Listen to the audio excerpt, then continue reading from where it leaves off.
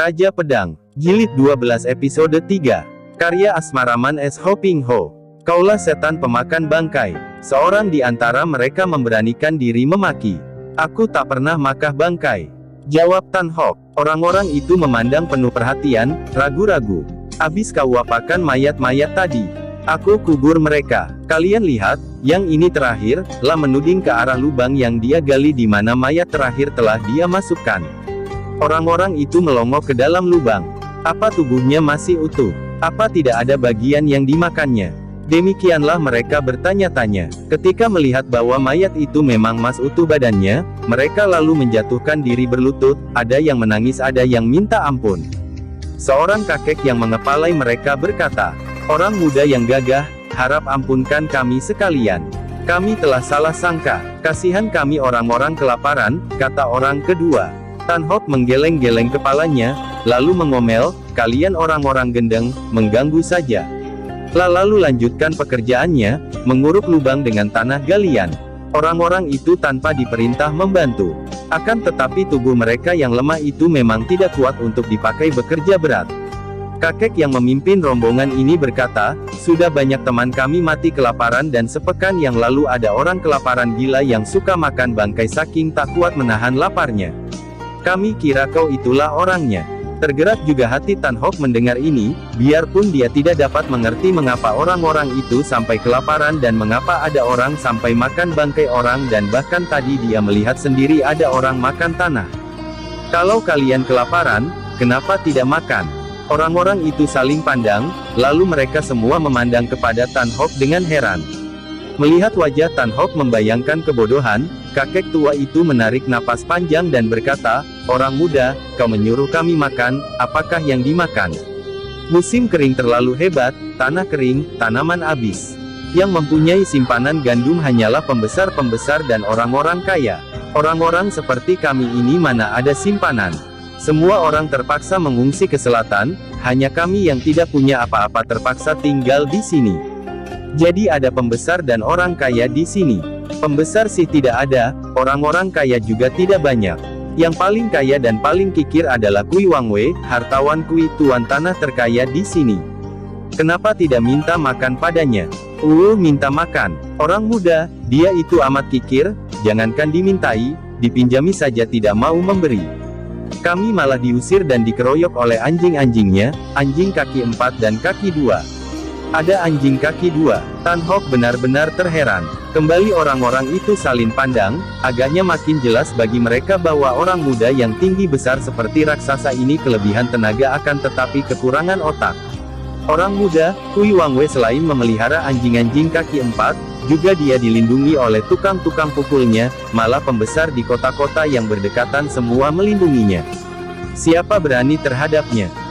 Aku berani. Kalian lapar, aku pun lapar. Hayo kita pergi ke rumah anjing si Kui itu.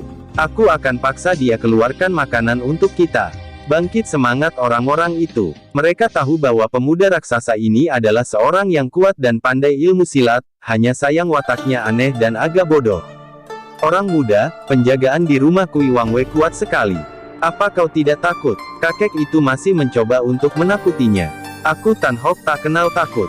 Mendiang Suhu bilang bahwa orang tak perlu takut jika membela si lemah dan menegakkan keadilan.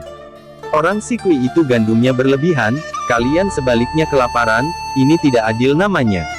Mari, antarkan aku. Sikap dan ucapan Tan Hok membangkitkan semangat orang-orang yang kelaparan itu dan rombongan ini lalu menuju ke rumah Kui Wangwei. Di sepanjang jalan yang sunyi rombongan ini bertambah besar dan akhirnya semua sisa penduduk dusun itu yang berjumlah 20 orang lebih ikut dalam rombongan. Orang-orang yang tadinya berputus harapan ini timbul keberaniannya setelah mereka dibela oleh pendekar muda Tan Hok.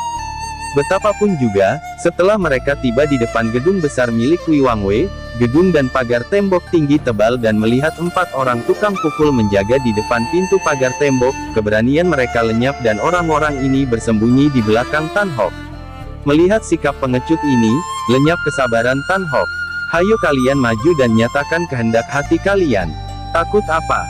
serunya. Kakek tadi bersama 2 orang temannya memberanikan diri mendekati pintu pagar tembok. "Anjing-anjing kelaparan, kalian mau apa ribut-ribut di sini? Seorang tukang pukul membentak sambil melintangkan toyanya, sikapnya mengancam dan sombong sekali. Kami hampir mati kelaparan, kata kakek itu merendah. Kami hendak mohon belas kasihan Kui Wangwei, mohon bantuan sedikit gandum untuk penyambung nyawa. Pengemis-pengemis kelaparan, pergi kalian. Kui Wangwei mana ada waktu untuk melayani kalian. Sedang ada tamu agung dan sibuk. Pergi, kasihanilah kami, biarlah kami diberi pinjaman gandum, kelak tentu kami bayar dengan tenaga. Kakek itu mendesak. Setan, tidak lekas pergi.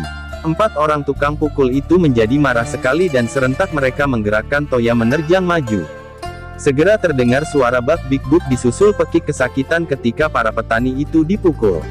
Percuma saja mereka mencoba melawan karena mereka yang di waktu sehat saja tidak mampu melawan tukang-tukang pukul ini, apalagi sekarang dalam keadaan hampir mati kelaparan. Kejam sekali. Anjing-anjing penjaga, jangan gigit orang. Tan Hok melompat ke depan dan sekali dia menggerakkan kedua kaki tangannya, 4 orang tukang pukul itu roboh, toya mereka ada yang patah ada yang terlempar jauh. Bukan main kaget hati mereka.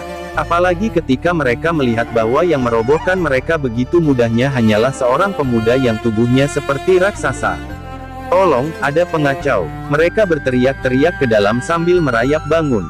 Berbondong-bondong dari dalam gedung keluar belasan orang tukang pukul, malah di antara mereka ada yang berpakaian seperti serdadu pemerintah Goan. Mereka ini ada yang membawa golok, toya, atau pedang dan dengan sikap mengancam mereka menyerbu keluar.